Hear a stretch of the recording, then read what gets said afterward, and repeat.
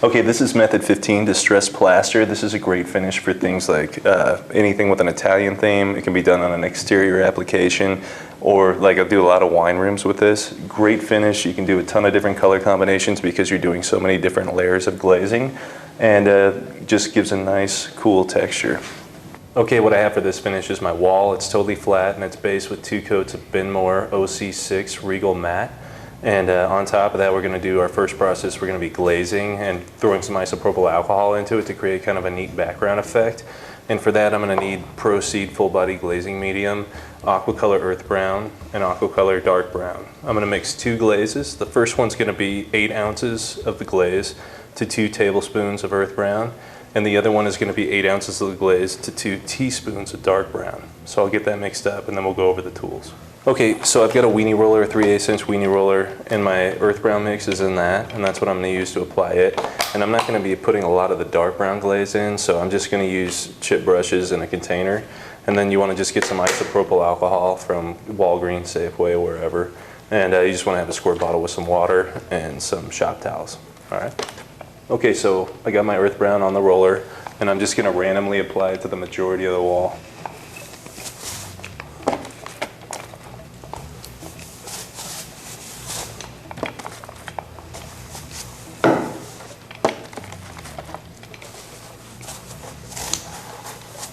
Okay, now I'm going to grab my dark brown glaze and a chip brush. And I'm just going to randomly throw this in some areas.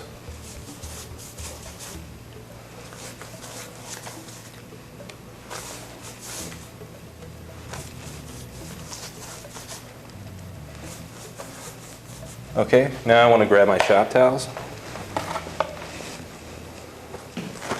I get a big wad of these. I make a flat pad. And I'm just going to push my glaze around and make it so it fill in these voids and get it full coverage.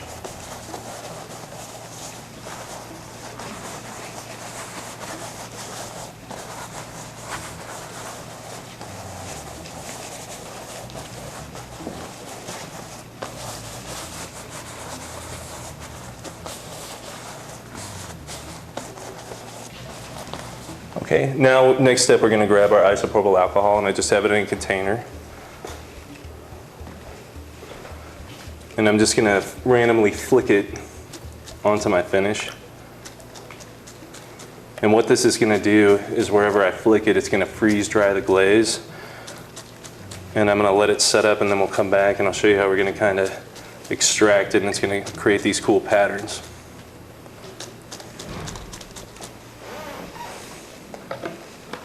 And I can also take my squirt bottle and kind of like a light trigger, and I'm going to kind of create these water drips, just randomly let it kind of run down the wall.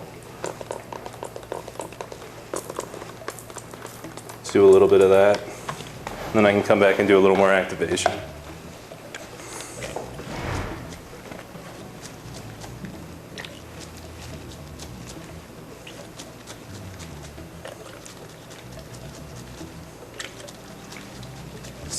Now while that's setting up, it's going to take a few minutes so I can move on to my next section. Okay, so what you're seeing, these little watermarks, that's from the isopropyl, where I'm talking about it's freeze drying the glaze in there. So the glaze on top is actually still wet, but these spots are drying a lot faster, so I need to let them set up, and then I can come back in and kind of squeegee the glaze off the top, and they'll be frozen and have this really cool texture. Okay, to test for when it's ready, I should be able to take the wet glaze right up the top and have this really cool like paint texture look that's created by the isopropyl just stuck there. Like I should be able to move it. So if I'm going too early, I'm gonna kind of tap in, and if I don't see that like frozen there and it's kind of like just smushing it around, then I know I'm too early, so I just need to back off and let it kind of sit in there and cook. Okay, so it's starting to set up, and so what I can start to do is just like lightly kind of blot off, and you can see this cool effect kind of coming through here.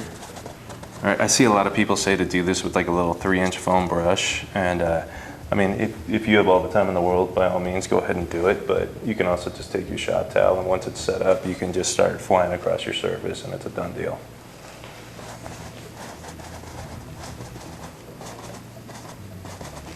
Okay, and now as I'm taking out this like isopropyl look, you know, and I'm moving across the wall, I'm gonna leave some spots kind of heavier just to create like kind of highs and lows and a little more interest. So I'm just randomly kind of gonna go, you know, maybe 1 or 2 passes across the wall just to kind of hit some different random areas and kind of create a random effect. Like this dripping, I like that as opposed to this next to it. So I mean, just to give it like a little more interest and some variation, I'm gonna leave that alone.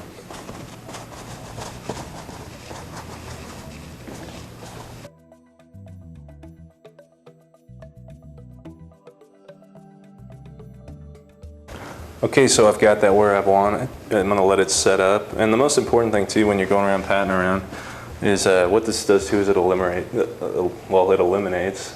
all those brush strokes. And you know, because I don't want anybody to know how I put this on. It's supposed to look like an old natural organic wall. So, you know, if you see any like distinct brush strokes, just give them a little pat and they'll diffuse and go away.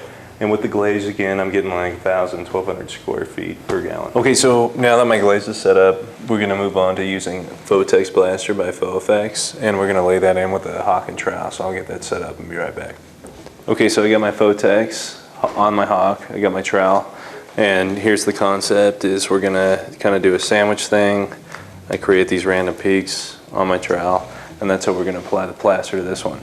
Now this, it's not just going to be a systematic thing where you're just kind of slapping it on there.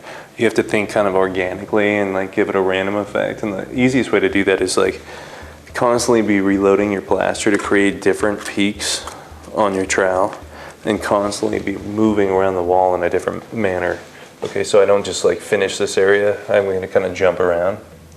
So what I'll do is I'll just kind of lightly tap down. And this is kind of like a process, so it's not like I do that area and then I'm done, okay? I kind of lay it in. If I'm getting like the same kind of plaster movement repetitively, it means that I have like too much plaster on my trowel in one manner, so I need to kind of go and reset it by doing that. Because you definitely don't want to get enough plaster on your trowel that you're like doing that and it's forming a square, because then people can see you obviously use this square tool to put it on. Clean it off. Lightly knock it down, and you're starting to create this kind of organic texture over the top. So what I'm going to do is just take the next few minutes and just kind of jump around and kind of place my plaster in.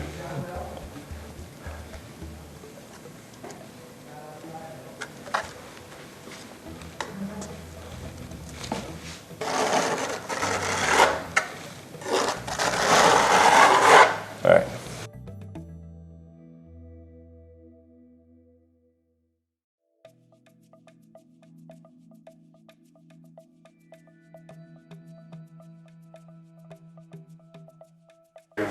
Okay, when I'm knocking it down, this is a vertical finish, so I'm not knocking it down left to right, it's always top to bottom. Lay it down. And if I'm down on my baseboard, it's okay to go from the bottom to the top. And then another thing you can do while you're doing this, if when you were activating, if you have any areas that you're like just disgusted with, you don't think turned out right, you can lay more plaster in over those areas to kind of make them go away. So that's what's kind of nice about these multi-level finishes is something goes wrong in one layer, you can fix it in the next.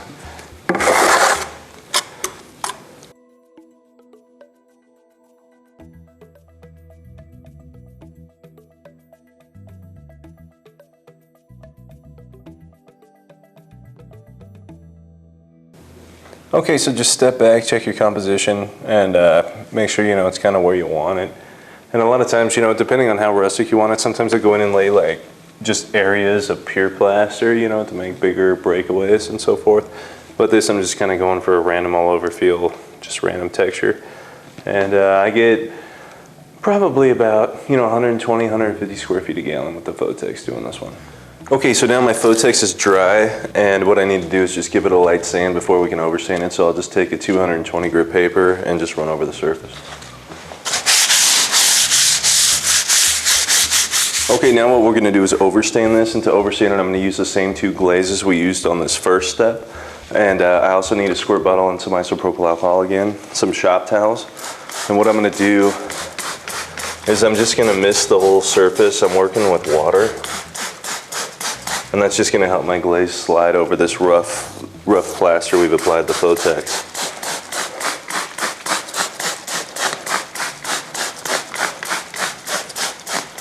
Okay, first I'm going to use the earth brown mixture that we mixed up, the glaze, and just kind of randomly apply that. On a large surface you can apply it with a roller.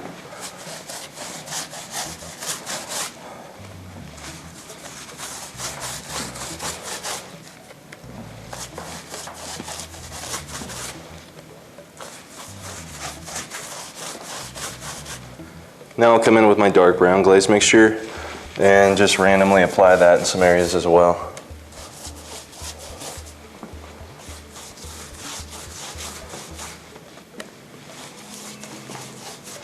Okay, so now I have my glaze on. I'm just going to lightly mist the surface again. And I've just got a large chip brush, or you could use like a wallpaper brush. And I'm just going to brush in the areas where I didn't get any glaze, where the plaster is still totally white. Just kind of whisk over those areas because I don't want really any of my plaster to be completely white because it's just be too much contrast.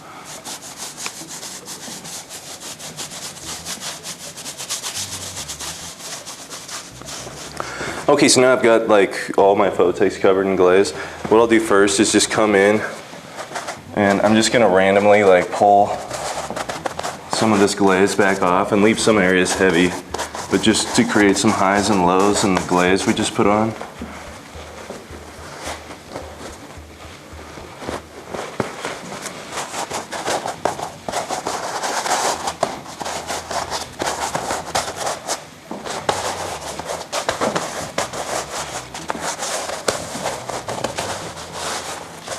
Okay, now I'm going to take my squirt bottle and some isopropyl, and I'm going to come in and just, some of these areas I've left my glaze on heavy. I'll come in and just create some drifts and runs.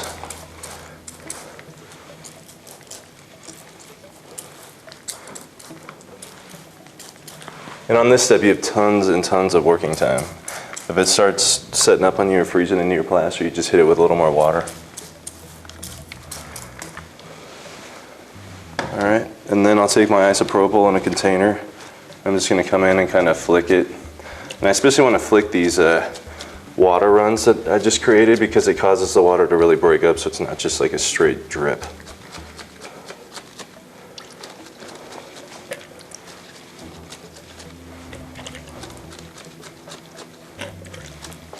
Okay, for my final step, what I'm going to do is I've got, you know, all these new drifts and runs and everything. Now I'm going to kind of go in and pick and choose and manipulate my finish, you know, like you maybe get rid of some of them so it's not quite as busy. So I'll just come in and it's still totally wet, so I can erase any of them I don't like or manipulate them. And I especially am looking for, like I have an area here where I can totally see brush strokes still. I need to get rid of that. So you just want to kind of artistically remove and manipulate your final finish.